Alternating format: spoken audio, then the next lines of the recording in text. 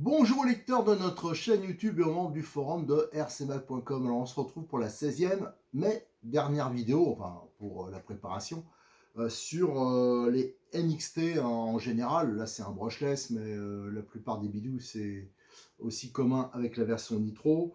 Donc en fin de compte, on a essayé de le, en dépensant pas trop, de le rapprocher le plus possible du RR pour montrer comment avec une voiture de base, on peut le transformer au fur et à mesure. Et j'ai bien précisé à chaque fois ce qui était essentiel, ce qui était vraiment très facultatif.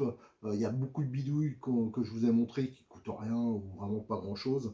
Donc c'est souvent des détails, mais des détails qui comptent beaucoup et qui changent énormément la voiture. Et après, dans la prochaine vidéo, on ira la faire rouler. Et ça, c'est une voiture comme c'est la mienne.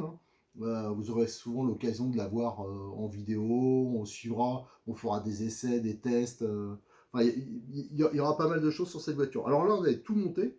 On avait monté la platine radio, donc on avait mis les mousses, ça c'est important, je vous l'ai montré. Vous les aurez en photo sur le forum de RC Mag, même s'il y a un décalage. J'ai pris du retard sur les photos.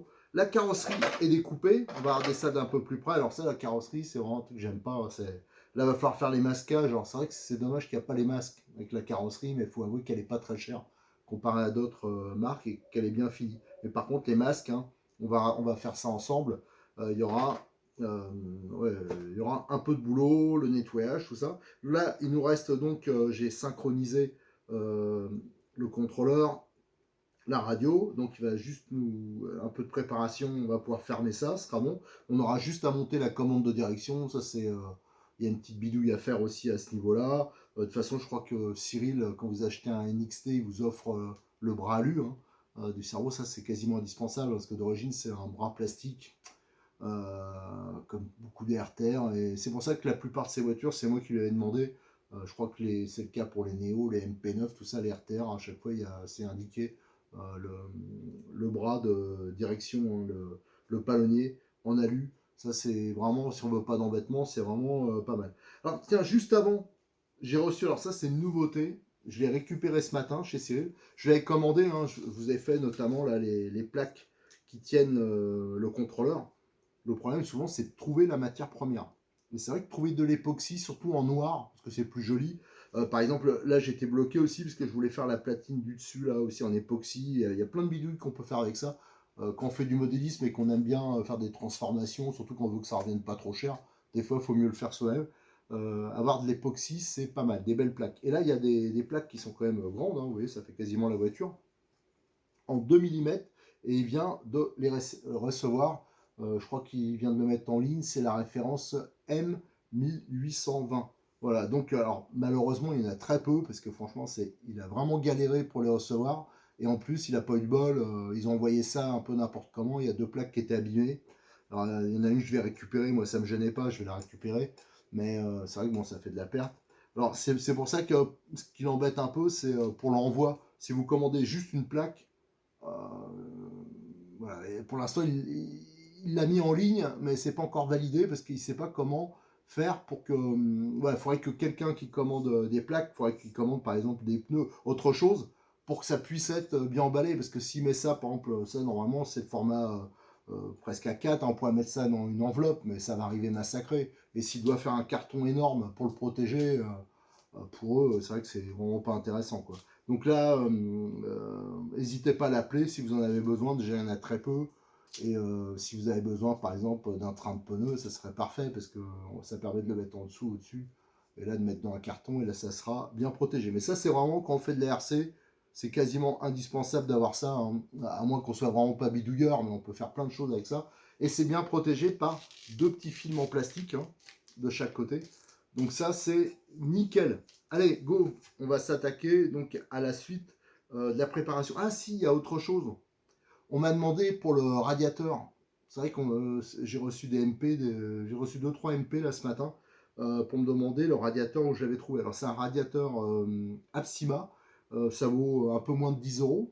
Pareil, hein, ça j'ai trouvé chez Modis 34. Et c'est vrai qu'il est bien adapté. Et sa référence c'est 133 03 34. Ça vous recherchez, vous tapez sur son site. Il y a des icônes, Bitech, Shaw, tout ça. Il y a Apsima et dedans vous le trouverez.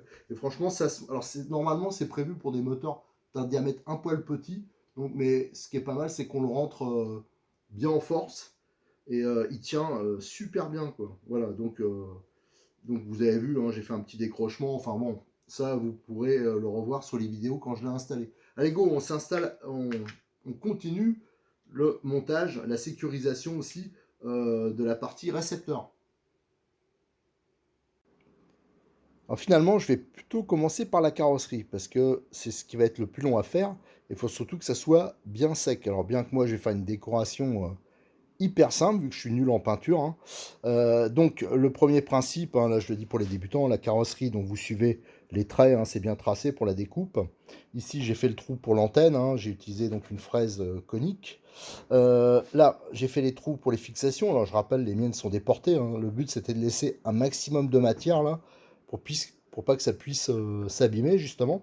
Alors notamment normalement les plots sismiques, il y a un silent block qui est livré avec.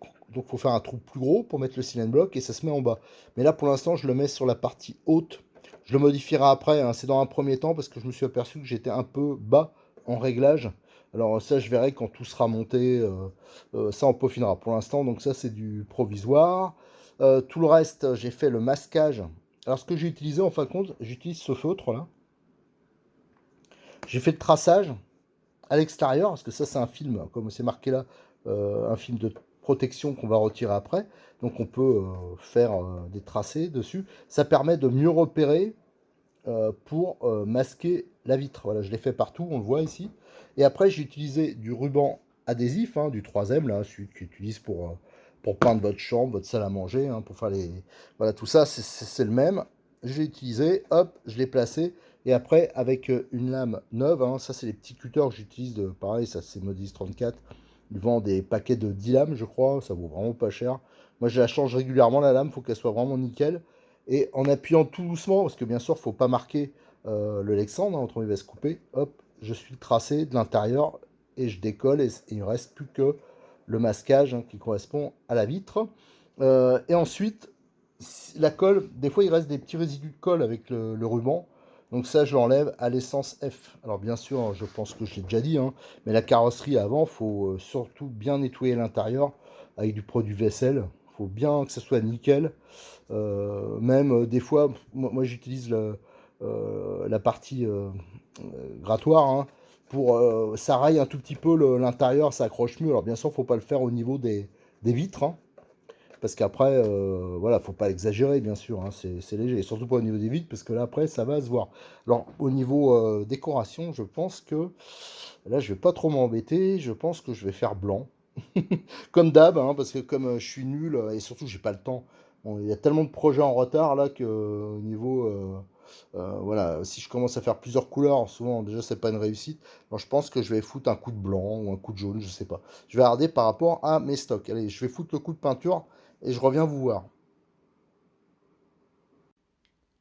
Admirer l'artiste, un superbe blanc. Voilà, donc ce qui va me rester à faire, là je suis en train de le laisser pour que ce soit bien sec. On va pouvoir retirer le film et vous allez voir, quand on retire le film, ça brille beaucoup plus, hein. Donc il faut surtout, avant de poser l'autocollant, faites pas cette erreur, pensez à tout retirer. Voilà, j'ai retiré le film, j'ai retiré les masques. Vous voyez, malgré que ce soit des masques qui sont pas d'origine, hein, je veux dire des masques faits maison. Les entourages, c'est relativement propre. Alors par contre, la peinture, c'est sûr que c'est pas d'une très grande originalité, hein, tout blanc. Donc on va essayer de coller plein d'autocollants pour cacher un peu la misère. Alors là, j'ai bien avancé, hein, sur la voiture, hein. Déjà, j'ai remonté les roues, hein. Ça, c'est les roues d'origine. Peut-être que d'origine, c'est des jantes blanches. Je me souviens pas. Alors je rappelle, hein, les pneus cross, là, ils existent en jantes blanches, en jantes noires. Moi, c'est les pneus que j'utilise pas mal parce qu'en fin de compte, c'est polyvalent, ça passe partout, ça s'use pas trop. Moi, je trouve ça très bien pour du loisir, même pour débuter en compétition. Moi, on s'embête pas avec les histoires de gomme. Je rappelle les écrous, là, j'ai mis orange, hein, comme sur les pièces qui équipent la voiture, alu, hein. Je rappelle que quand vous commandez, ça je l'ai eu d'origine avec la voiture, parce que quand vous commandez la voiture chez Modélis 34, ils vous offrent les écrous, vous avez le choix des couleurs, bornes. Alors ça, je rappelle, c'est important parce que quand on tape sur, par exemple, un trottoir ou une bordure, ça peut abîmer le filetage et après on n'arrive plus à démonter les écrous d'origine. Donc les écrous bornes, ça protège aussi, bon, donc ça protège le filetage, mais surtout ça protège la saleté, elle peut pas aller se mettre sur la vis sans tête qui est au fond là et qui bloque la goupille. Alors des fois, il y en a qui ont eu des mauvaises surprises, ils n'arrivaient pas à le desserrer parce que c'était surtout s'ils ont roulé dans de l'eau, des trucs comme ça, ils n'ont pas fait l'entretien, il y a de la roue, il y a trop de freins filets, il y a plein de trucs qui peuvent faire qu'on a du mal à le démonter. Je rappelle aussi quand vous prenez la voiture chez Modis 34, ils vous offrent aussi le palonnier alu. Alors ça, on va le monter tout à l'heure, il n'est pas encore installé, mais ça aussi, c'est une option que je l'avais suggéré. Enfin, quand je l'avais suggéré, tiens, si tu peux offrir, hein, c'est au même prix en plus, hein, le palonnier alu, parce que moi, quand on avait fait le premier essai, ça me paraissait indispensable. En plus, celui-là, celui qui donne avec, c'est pas le bas de gamme, il a un pincement, il va super bien. Je crois qu'il existe en rouge et en noir. Il faudrait vraiment regarder. Et les écrous, par contre, ils existent dans plusieurs couleurs. Alors, on a monté les roues, les amortisseurs, on l'avait fait. Une chose que j'ai fait aussi depuis, je ne vous l'ai pas montré en vidéo, hein, mais j'ai monté les sangles. Voilà, j'ai calibré la radio, enfin, ouais, déjà la radio, parce que c'était pas le récepteur qui allait avec, donc j'ai calibré, ça c'est bon. J'ai calibré aussi, j'ai réglé le contrôleur, alors ça on regardera ensemble après. Sur ce contrôleur-là, on peut faire plein de réglages, hein. Ça je l'ai pas encore fait, mais au moins j'ai calibré pour la position neutre, plein gaz et frein. Ça c'est obligatoire à chaque fois qu'on monte un contrôleur neuf ou qu'on change la radio. L'aileron. Alors j'ai monté l'aileron. Moi j'avais plus l'aileron d'origine. Parce qu'en fin de compte, je l'avais expliqué déjà. Pourquoi j'ai mis notre carrosserie. Déjà, ça me permet de voir la nouvelle carrosserie. Hein, c'est celle que j'ai montée. C'est donc la 2021. Qui va équiper le RR qui devrait être disponible sous peu. Et que je vais vous faire le montage d'ailleurs. Et j'ai monté cet aileron. J'ai montré le moins cher. Hein. Ça, c'est un aileron pareil de chez Modis 34. C'est un Apsima. Et moi, j'aime bien leur forme. Et je sais qu'ils sont solides. Il y en a plein de couleurs, des bleus, des verts, des jaunes. Enfin, il y a plein de couleurs. C'est le moins cher. Et j'en avais besoin parce que l'aileron d'origine et la carrosserie d'origine, je les avais plus. Voilà. J'ai mis aussi, ça c'est en test, hein, pareil, ça vient de chez Cyril. Il l'a pas encore mis sur son site. Il voulait que j'essaye avant. C'est des rondelles d'aileron. Voilà, donc je les ai mis, ça va nickel. Là, j'ai changé les vis aussi qui tiennent l'aileron. C'est des 3x10 têtes cylindriques. Alors, j'ai pas la référence sous les yeux. Je vous la donnerai après, mais enfin, bon, ça, on le trouve facilement. C'est 1400, M1435, je crois.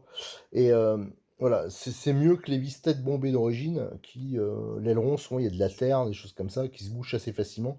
Et là, toujours pareil, c'est parce que l'empreinte est beaucoup plus profonde. Au niveau de la carrosserie, donc j'ai fait, ouais, comme en peinture je suis nul, j'ai fait blanc, j'ai mis quelques autocollants comme ça que j'avais. Voilà, donc ça, à ce niveau-là, c'est terminé.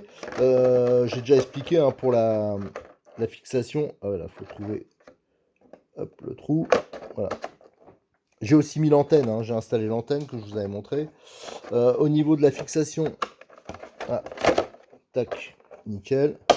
Voilà, là c'est bon. Au niveau de la fixation, hein, je rappelle, hein, par la suite, je mettrai le silent block, je ferai vraiment la fixation sismique avec le silent block. Donc ça descendra un peu, donc il va falloir que je relève légèrement les fixations. Voilà, donc il y aura ça à faire. Donc là, ce qui nous reste à faire, c'est, moi j'ai monté déjà le support d'antenne, là, donc le système d'origine avec l'antenne, j'ai juste fait un peu déplacer. Et le petit bout, là où il n'y a même pas d'antenne, hein, c'est que le plastique sur celle-là, je l'ai coincé avec le petit embout qui est livré avec. Important, le Chatterton, ici, hein, pour bien tenir les prises, comme ça il n'y a pas de risque. Et maintenant, il ne nous reste plus qu'à fermer l'ensemble. Ensuite, on aura la direction à monter, il y a une petite modif à faire. Et après, ben, il y aura les réglages de géométrie, du contrôleur, et après, on pourra aller faire un premier essai. Donc avant de fermer la boîte, hein, je rappelle, hein, moi je mets automatiquement du Chatterton sur les prises. Hein. Ça c'est vraiment, moi ça me paraît indispensable, que ça se barre pas. Là on a bien tendu les fils, on voit ici moi j'ai prévu, donc j'ai découpé 2 blocs de mousse supplémentaires. Donc il y en a un qui va aller là, hein, c'est pour éviter que ça aille se frotter là, sur les côtés. Et l'autre, quand j'aurai enquillé l'ensemble, je vais le mettre là, et ça va un peu faire étanchéité avec les prises ici, ouais, les câbles. Voilà, donc ça sera un petit plus. Donc ça va se mettre Comme ça, je vais mettre on va faire en sorte que les câbles ils soient le plus rangés possible et quand je fermerai après, je viendrai caler avec cette mousse-là. Voilà, allez, je vais tout fermer. Alors je rappelle, hein, j'avais pris, le couvercle haut, hein, il y a 2 couvercles livrés avec. Moi, j'en ai profité, j'ai légèrement agrandi les trous ici. Comme ça, ils rentrent, plus facilement. Ça permettra une, mise en place, plus simple, des circlips. Allez, on va fermer tout ça. Donc le couvercle est monté. Seul truc que j'ai fait attention, c'est, d'ajuster au niveau des circlips, hein. Là, j'avais agrandi, vous voyez, j'ai mis un circlips qui était encore plus petit, parce que c'est vrai qu'il y a pas beaucoup de place ici. Voilà, bon, donc ça se ferme, c'est nickel. Les câbles, ils se trimballent pas, c'est pas tendu. Donc voilà, on va laisser comme ça pour l'instant.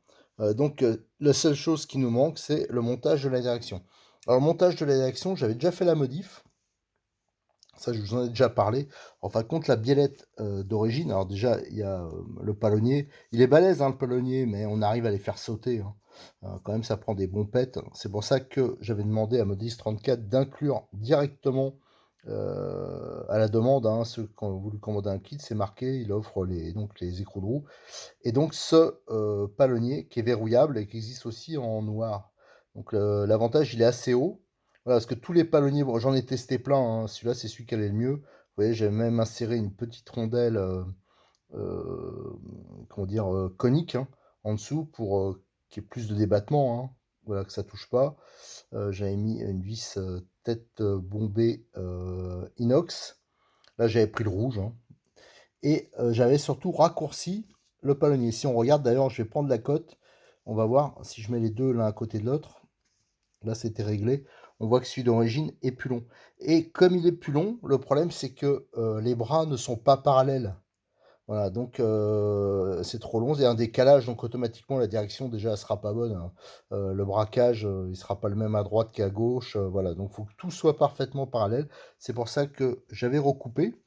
Ça, je vous le remontrerai. Ça, je l'ai fait sur plein de vidéos déjà, hein, et je l'ai mis en photo sur Arsenal, mais je retrouverai les références parce que j'ai mis aussi une vis un peu plus longue. Et en fin de compte, le but, c'est de couper, je crois, 2 mm. Là, je vais prendre la mesure. Et ensuite, de faire le réglage pour que ça soit parfaitement parallèle. Alors, on va prendre la mesure, hein. Là, j'ai juste démonté pour vous montrer. Donc, celui-là, je l'avais coupé. Et on va voir de combien je l'ai raccourci. J'ai mis une vis plus longue. Comme ça nous laisse un peu de marge de réglage. Mais là, ça tombait pile poil normalement. Une fois qu'on l'avait mis, hop, voilà. On fait attention que ça soit bien parallèle. Et là, si je mesure la cote, on va voir combien il faut le raccourcir. Ça, je l'ai fait sur pas mal de voitures. La voiture à Cyril, enfin plein de NXT. Donc là, on a 44,51. Tandis d'origine, on a 46. Voilà. En fin de compte, il faut retirer à peu près 2 mm. Et là, vous serez, normalement, pour avoir un réglage bien parallèle de votre commande de direction. Allez, on va monter le bras sur la voiture et je pense qu'il ne nous restera plus qu'à allumer la radio, faire quelques petits réglages et on pourra aller tourner. Ah non, il y a aussi quelques réglages de géométrie qu'on va vérifier sur la voiture. Alors la commande de direction est montée, j'ai utilisé donc une vis tête cylindrique, hein, toujours pareil, hein, je remplace les têtes bombées pour avoir plus une empreinte plus profonde. J'ai remis la vis de verrouillage et on voit là, la biellette a été donc modifiée. Là, c'est parfaitement parallèle les deux bras, ça c'est important, hein. C'est vraiment sur toutes les versions de NXT, il y a la même chose à faire. Alors là, tout marche, hein, j'ai réglé, j'en ai profité pour régler aussi les débattements de direction pour surtout pas être en butant en fin de course, hein, parce que c'est comme ça qu'on dézingue les cerveaux. Alors je vous rappelle, hein, pour régler le pincement, notamment, vous avez ici, dans l'emplacement où j'ai mis le plot là, sismique, normalement ici il y a un trou. Et ce trou, il permet d'auto-centrer la barre de direction, hein. Alors, comme moi, j'ai mis le plot à la place, je peux plus le faire. Alors là, faut le faire un peu, je vais pas dire à l'œil, mais faut bien centrer la barre pour pouvoir régler vos barres de direction, le pincement et surtout avoir des longueurs de biellette strictement identiques à droite et à gauche. Alors là, ce qu'on va regarder, hein, là j'ai les réglages de carrossage de boîte, on va regarder comment ils sont. Et pour ça, je rappelle, il faut donc une clé de 4, ça c'est pour régler les biellettes de direction. Et il faut une clé de 6, ça c'est pour régler notamment le carrossage à l'arrière. Et pour régler la voie et aussi surtout le carrossage à l'avant, il faut une clé, un embout de 3. Hein. Là, vous voyez, je l'ai monté sur cliquet. Et ça permet, comme les jantes, elles sont ouvertes. Alors, souvent, quand vous achetez des roues de grande marque, maintenant, c'est flasqué, entièrement flasqué. Donc, c'est-à-dire qu'il faut démonter, soit percer un trou, avoir une jante style un pneu qui est usé, vous faites une jante de réglage, en fin de compte, vous faites un trou pour tomber en face des rotules, ou alors, comme moi, j'utilise des jantes à rayons, hein, qui sont donc avec les pneus de la marque Hobitech. Là, on peut passer, donc c'est nickel, on peut régler facilement. Allez, je vais, à vrai dire, la voiture, j'ai réglé à l'avant déjà le carrossage, mais je vais vous montrer à l'arrière, parce que vous allez voir que je viens de mater à l'instant, il est vraiment pas bon d'origine. Alors, avant de faire rouler la voiture, hein, le minimum, c'est de régler les géométries. Alors, j'ai un banc de réglage, je vous montrerai un jour hein, pour le buggy, un banc UDI. Mais quand on est débutant ou qu'on fait du loisir, ça sert à rien. Il suffit d'avoir une équerre. Éventuellement, vous avez des outils comme celui-ci qui permettent de régler précisément le carrossage. Il y en a encore des plus simples. Mais là, on va utiliser une simple équerre, comme ça. Ça, c'est vraiment des choses que tout le monde a à la maison. Donc, les clés que je vous ai indiquées tout à l'heure. Et la première chose, c'est au niveau du pincement à l'avant. Alors à l'arrière, c'est réglable avec des inserts, hein. Donc ça joue beaucoup sur la tenue du train arrière. Ça, on verra plus tard. Mais là, c'est vraiment les trucs de base. Déjà, j'ai pré-réglé les suspensions. Alors les suspensions, j'ai fait en sorte que quand on la relâche une dizaine de centimètres, mais que les triangles soient à peu près parallèles, hein, ils soient à la table. Donc voilà, c'est à peu près le réglage de base pour le réglage. Et ensuite, au niveau des ressorts, faites surtout attention quand vous les réglez que la hauteur hein, des deux côtés soit identique. Alors, pour ne pas vous perdre, j'ai oublié de le faire. Moi, je le fais systématiquement sur mes voitures et ça m'a étonné, je ne l'avais pas fait là. Alors, je mettrai un petit trait de la Dremel. En fin de compte, c'est pour faire comme il y a sur, par exemple, les Kyosho. Regardez ici, vous avez un trait ici, ça permet d'avoir un repère pour le réglage. On sait qu'on a fait un tour, par exemple. Voilà, donc ça, c'est vraiment très pratique de le faire. Ensuite, une caractéristique du train avant à rotule, hein, contrairement au MP10 qui est ici, c'est un train avant étrié, donc c'est quand même relativement stable au niveau du pincement. Il n'y a pas de variation. Par contre, tous les systèmes à rotule, souvent il y a des variations importantes. Vous voyez, quand c'est en l'air, il y a de l'ouverture. Quand on appuie, il y a du pincement. Alors cette variation, elle est, disons, normale sur les trains à rotule. Alors je pense qu'on peut jouer en jouant sur les biellettes, là, à la hauteur des biellettes, on peut un peu rectifier ça, mais en fin de compte, il faut faire une sorte de compromis. Hein. C'est un peu ça la difficulté avec ce style de train avant. On peut régler, je rappelle aussi, la chasse hein, assez facilement. Il y a des inserts aussi pour régler la prise de carrossage. Là, à l'achat, j'avais mis une position intermédiaire, hein, mais si par exemple la voiture elle glisse trop de l'arrière, on peut passer cette cale devant, ça augmentera un peu la chasse et un peu la stabilité. On peut jouer bien sûr sur les barres anti-roulis. Je rappelle qu'il y a un kit de barres anti-roulis qui existe, je crois qu'il y en a 5 dedans, qui est vraiment pas cher, qui peut être intéressant, notamment quand on a besoin d'assouplir, hein, parce que les barres elles sont un peu raides d'origine. Qu'est-ce qu'on peut faire? Alors déjà, première chose à vérifier, ça va être le carrossage. Donc il faut vous assurer que la roue, elle est bien droite. Bien sûr, là, c'est pour vous montrer, hein, mais il faut se mettre sur une surface parfaitement plane, pas comme moi où il y a un tapis. Et après, vous regardez, il faut absolument que le carrossage soit légèrement négatif. Voilà, négatif, c'est-à-dire que le haut de votre roue doit être dirigé doit pencher vers la voiture. Le positif, c'est dans l'autre sens. Ça veut dire si vous avez le haut de la roue qui est incliné vers l'extérieur. Alors ça, c'est vraiment très mauvais parce que dès que vous allez prendre un virage, la voiture elle va tendance à partir en tonneau. Et bien sûr, vous aurez moins de contact avec le sol. Hein, ça va rétrécir votre voie. Et ça va pas être bon. Hein. Généralement, le carrossage est toujours négatif, plus ou moins. Mais il y a vraiment des cas exceptionnels où on peut le mettre positif. Moi, personnellement, j'ai jamais vu. Peut-être sur des 4-2 pour dégrader le train avant. Et encore. Voilà, donc à l'avant, ça, moi, je l'avais déjà réglé. Là, il est nickel pour moi. Après, bien sûr, il faut peaufiner. Hein, c'est un réglage de base. Et là, je disais, on peut facilement atteindre les deux rotules, jouer dessus. Alors, il faut bien sûr s'assurer que d'avoir le même réglage à droite et à gauche. Hein, je veux dire, la distance ici. vous pouvez prendre des cotes et s'assurer que c'est identique. Il ne faut pas que d'un côté, ça soit très ressorti, de l'autre côté, ce soit très rentré, hein. Il faut vraiment que ça soit le plus symétrique possible. À l'arrière, alors là, ça va être intéressant parce que justement, on va voir, ça c'est vraiment le réglage d'origine à l'arrière. Et on va voir que, donc j'ai appuyé suspension, et vous allez voir que le réglage d'origine, il n'est pas du tout bon. C'est un réglage positif. Et donc ça, va falloir le régler hein, pour qu'il devienne négatif. Parce que si on roule comme ça, la voiture, elle va glisser, elle va être instable. Donc ça, c'est le réglage d'origine. Mais de toute façon, quel que soit le RTR, il faut vérifier le réglage pour que ça soit bien symétrique, que ça soit parfait. Donc ça, on va le rectifier tout de suite. Alors là, triangle parallèle, hein.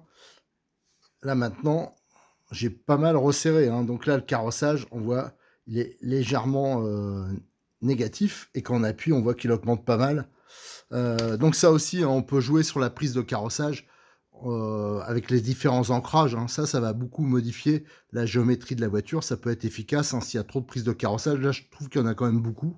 Parce que les billettes, je les ai vraiment beaucoup resserrés. Alors n'oubliez pas, hein, le pas normal, c'est côté de la fente. D'ailleurs, j'ai pas pu faire comme je l'ai fait à l'avant. J'ai pas pu le mettre dans le même sens. Ça veut dire que d'un côté, on doit tourner dans le sens horaire, de l'autre côté, dans le sens anti-horaire. Ça, c'est un peu embêtant. Si un jour j'ai les billettes, les chapes à changer, je remettrai les chapes dans ce que j'estime être le bon sens. Allez, là, donc j'ai fait un réglage de base au niveau du carrossage, hein. Alors, bien sûr, il y a plein de réglages hein, qui restent, hein. Il y a, je vous dis, les points d'ancrage de la suspension, ça joue vachement sur la tenue de route. Mais je veux dire, la base, hein, si on utilise les points d'ancrage d'origine, c'est surtout de régler tout ce qui est carrossage, pincement à l'avant et bien sûr les suspensions. Alors maintenant, il nous reste une chose à faire avant de rouler, c'est de régler, d'aller voir un peu dans les paramètres du contrôleur. Alors il nous reste une opération à faire avant de rouler, c'est de vérifier les paramètres du contrôleur. Et ça, c'est très important. C'est pour ça que je conseille toujours, quand vous achetez une voiture, un RTR, déjà faites attention de bien vérifier s'il existe vraiment un boîtier de programmation compatible qu'on peut acheter pour régler les paramètres du contrôleur, ce qui est très important, hein. Et, parce que c'est pas tout le temps le cas. Et le gros avantage avec Obitech, hein, donc là c'est un contrôleur Orion, j'ai déjà expliqué pourquoi j'ai monté ça, mais c'est la même chose que l'Obitech, hein, c'est de l'origine Obiwing. Et le gros avantage, c'est que déjà leur boîtier il est pas cher, c'est le moins cher du marché. Et en plus, il est compatible avec plein d'autres voitures. C'est vrai que j'avais jamais pensé vraiment à le tester avec d'autres contrôleurs et je m'aperçois que pour l'instant, moi, il marche avec tous les contrôleurs d'origine Obiwing que j'ai pu tester, hein, que ce soit donc Orion, Absima. Enfin voilà, il y en a pas mal avec lesquels ça fonctionne. Donc ça, c'est quand même intéressant, hein, parce qu'il est 2, 3 fois, 4 fois moins cher que ses concurrents, et pourtant c'est strictement le même. Bon, enfin voilà. Donc quand vous achetez une voiture, pensez, c'est quand même pas mal de prendre en option le petit boîtier là. Et vraiment, il n'est pas très cher, hein. Il est livré avec le câble, j'ai déjà branché. Donc ça se branche sur le câble du ventilateur ici. Faites attention de ne pas oublier de le rebrancher après, autrement vous risquez de tout flinguer, hein, parce qu'il n'y aura pas de ventilo. Alors ça, c'est un point très important. Et surtout, prenez une petite pince fine, une pince à épiler par exemple pour le retirer, parce que c'est pas hyper accessible. Et ce câble donc est fourni avec le boîtier. Alors faites gaffe, il y a des boîtiers aussi de la même origine qui sont plus chers et qui sont livrés sans le câble. Là, chez Connect, au moins, il est livré avec, donc ça, c'est très bien. Et là, j'ai déjà testé avant, hein. J'ai fait 3 tas. Donc là, vous avez le boîtier Orion, qui vaut une blinde. Je sais même pas s'il existe encore. Enfin, il vaut très, très, très cher. Là, le boîtier Connect et là, un boîtier Obiwing que j'ai eu chez Cyril. D'ailleurs, il faut qu'il le mette en ligne parce que je le testais pour lui. Il a récupéré ces boîtiers qui sont beaucoup moins chers que les Obiwing qu'on connaît, hein, et qui marchent avec quasiment tout aussi. Donc c'est super. Donc voilà, ça c'est les 3 que j'ai testés qui marchent avec le contrôleur. Mais et ces deux-là, donc le Connect et celui-ci, ils marchent avec quasiment tous les contrôleurs d'origine Obiwing. Alors ils marchent avec les Absima, enfin j'en ai essayé pas mal, et donc ils sont assez polyvalents, et ça c'est très bien. Et ici, il y a les boîtiers Hobby-Wing. Alors pourtant, on pourrait se dire, hein, ça va marcher dessus, tout ça. Et ces boîtiers, alors celui-là qui vaut très cher, hein, les prix, ils ont hyper augmenté, moi, je trouve, chez Hobby-Wing. Et donc celui-là, en plus, il a quand même un avantage, c'est qu'il fait en même temps testeur de batterie.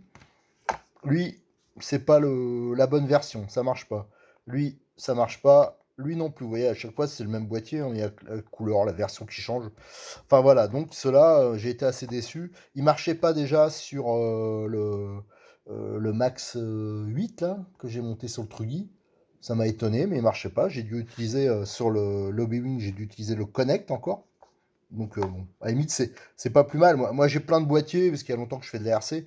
Mais en fin de compte, c'est pas plus mal qu'on ait trouvé un boîtier qui est quasiment universel. Allez, on va les brancher, on va brancher ces deux-là au moins, et je vais vous montrer comment ça se passe. Donc je vais vous montrer sur les boîtiers, hein, c'est le même principe avec tout, avec le connect d'origine, c'est le même principe, hein.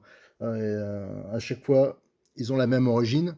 Donc allez, on branche l'interrupteur. Alors je rappelle qu'à chaque fois que vous débranchez le boîtier, vous coupez avant le courant.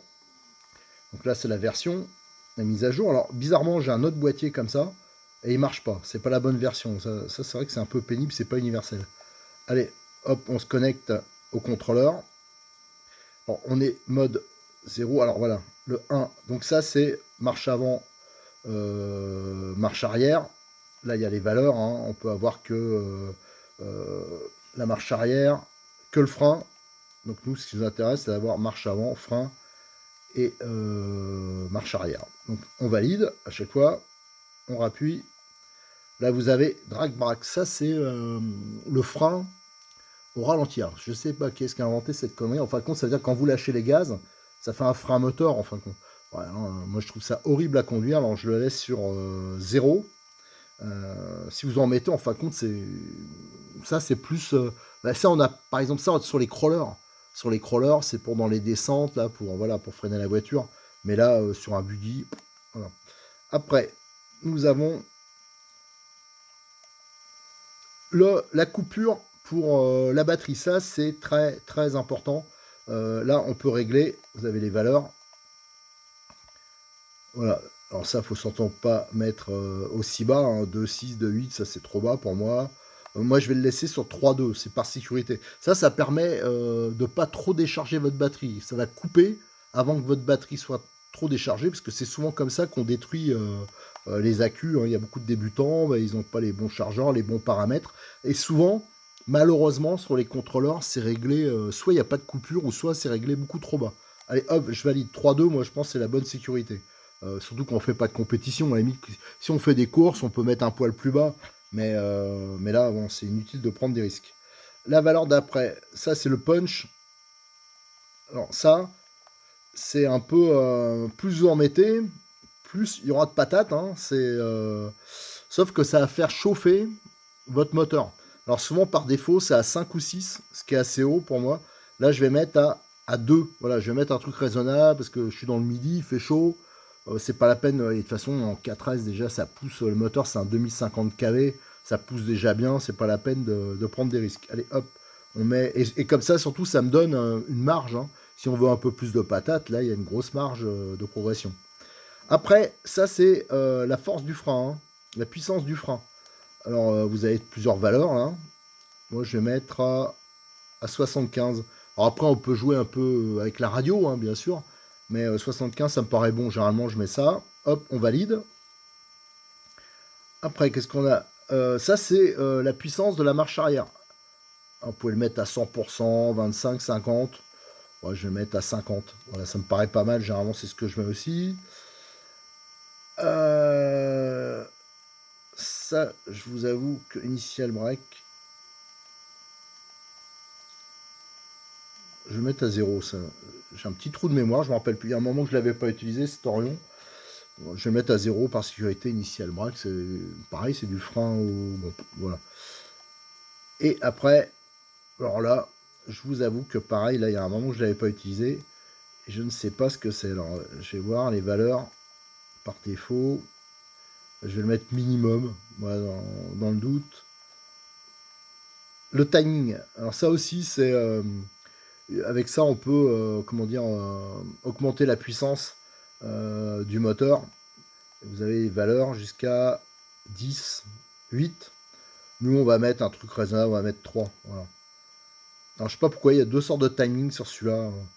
Je vous dis, ça varie hein, d'un contrôleur à l'autre, même si c'est de l'Orion, par exemple, le Max, là, quand je l'ai mis sur le crawler, pas le crawler, le Truggy, il n'y avait pas du tout ces réglages-là. Enfin, une partie de ces réglages n'étaient pas présents. Voilà.